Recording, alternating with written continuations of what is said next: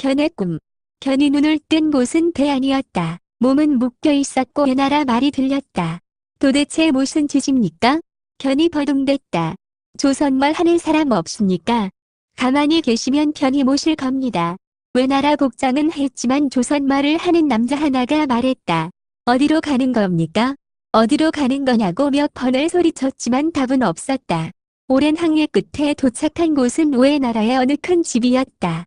그들은 견에게 목욕물과 큰 방을 내어주고 쉬게 했다. 앞으로의 일은 생각할 새도 없이 피로가 밀려왔다. 죽은 듯이 자고 일어나자 현실감이 밀려왔다. 도대체 여기가 어디야? 나를 도대체 왜 데리고 온 거지? 두려움보다 의문이 컸다. 자신을 대하는 게 거칠지 않고 예의마저 느껴졌다. 문 앞에는 두 명의 감시의 그림자가 보였다. 견은 헛기침을 했다. 문이 열리고 조반이 내어져 왔다. 배가 몹시 고팠기에 그것도 말끔히 먹어치웠다. 이렇게 죽으나 저렇게 죽으나 앞으로 어떻게 될지도 모르는데 잘 먹어나 두자. 잠시 후에 하얀 수염을 길게 기른 노인이 나타났다. 배에서 만난 조선말을 하는 남자가 통역을 했다. 당신이 이 책을 쓴 사람이라 들었소. 남자가 보여준 책은 얼마 전에 도둑 맞은 책이었다. 이런 도둑놈들, 책 훔치고 사람까지 납치하고 무슨 짓이냐? 견은 벌떡 일어났다. 무사로 보이는 사람들이 나타나 견을 제지했다. 우리는 큰 제약업을 할 생각이요. 당신의 도움이 필요하오. 견은 계속해서 도둑놈이란 말을 했다. 노인에게 견의 말을 통역하자 노인은 손을 저었다. 이런 오해가 있나 본데 우린 이 책을 훔친 게 아니라 산 것이요. 그것도 아주 많은 돈을 주고 샀지. 견은 통역의 말을 듣고 소리 질렀다. 내가 반 적이 없는데 어떻게 샀다는 것이냐? 견의 머릿속에 지난번 해안가에서 한형백이 배에 싣던 상자가 생각이 났다. 역시 한형백의 짓이었던 거다. 한형백이요? 노인은 아니라고 했다. 최병석이란 자요. 최병석이라면 최대감의 아들 아닌가? 그 사람이 어떻게? 그래서 내가 어떻게 하면 돼요? 어떻게 하면 조선으로 돌려보내줄 거요? 견은 마음을 가다듬었다. 이렇게 악다구니만 쓴다고 해결될 일이 아닌 것 같았다. 흰 수염 노인은 견의 책을 아주 우수하게 여겼고 경외하기까지 했다.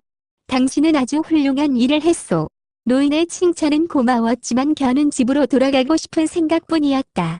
나는 조선의 의학을 아주 높이 평가하오. 얼마 전 허준이 쓴 동의보감을 보고도 감격을 금할 수 없었소.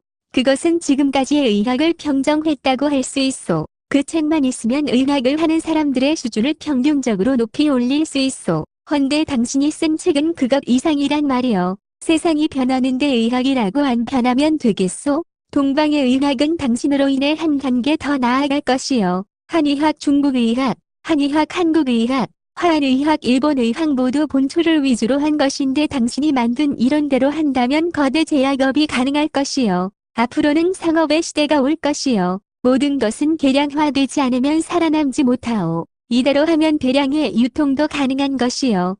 견은 기가 막혔다. 그 생각은 이미 자신이 하고 있었고 조선에서 하고 있던 일이다. 감격하고 높이 평가한다면 존경심만 보내면 될 것 아닌가?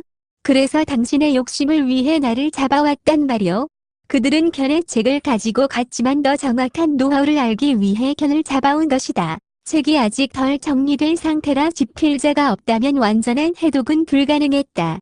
미안하게 생각하고 있소. 하지만 일이 끝나면 돼가는 두둑이 저 줄이다.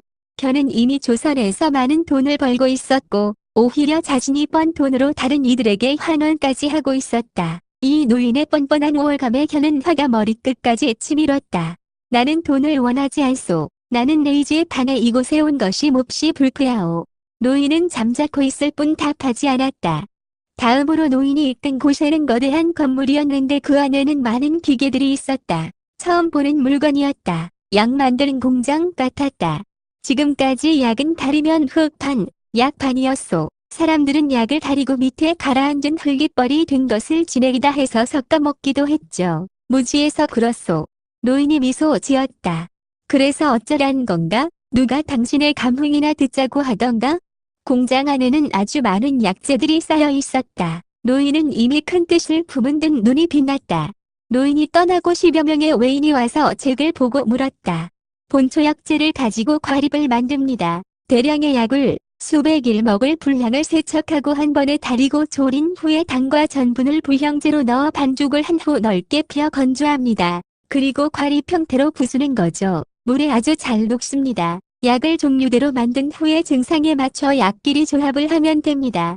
이 정도는 책 앞머리에 나와 있는 것이고 조선에서 일반인들도 잘 따라한 부분이다.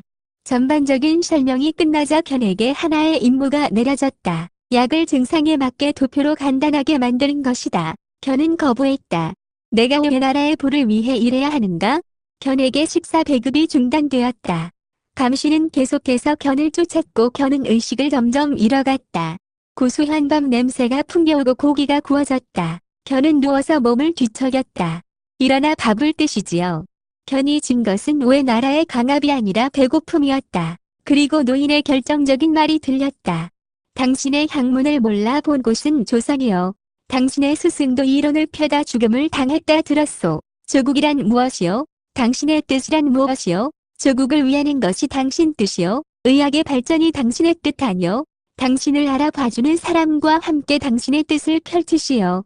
견은 그곳에 북잡혀 몇 날 며칠 동안 표를 만들었다. 견은 증상별로 세세하게 환과 과립제를 조합해 쓰는 법을 기록했다. 노인은 표를 받아들고 크게 웃었다. 허허허, 이거 하나면 거의 무적이겠구만. 견도 웃었다. 백날 처방만 알아봐라. 원리와 오장육부의 흐름을 모르면 허탕이다. 사람 몸이 그렇게 단순한 줄 아냐? 세상에 존재하는 모든 사람의 모든 병을 구분하여 적자면 수천, 수만 창을 써도 다 목적을 거다. 장사꾼 같은 놈. 우선 증상이 가장 많은 것부터 해보지. 희수염 노인 곁엔 무사들이 많았다. 노인은 무사 수십 명을 불러서 견과 상담을 하게 했다.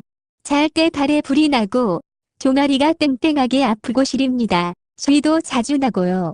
육미, 쌍화탕, 황련해독탕, 대시호탕으로 하죠. 저는 지난번에 다친 이후로 허리가 너무 아프고 계속 서 있다 보니 다리에 쥐도 잘 납니다. 육미, 상화탕, 대시호탕, 소건중탕으로 하죠. 무사들이 주로 앓고 있는 병은 근골질환이었다. 겹치는 부분이 많아 우선 시험적으로 몇 가지만 만들어 무사들에게 열흘씩의 약을 주고 주의를 지켜보기로 했다. 열흘로는 부족할지도 모르나 어느 정도 호전은 될 겁니다.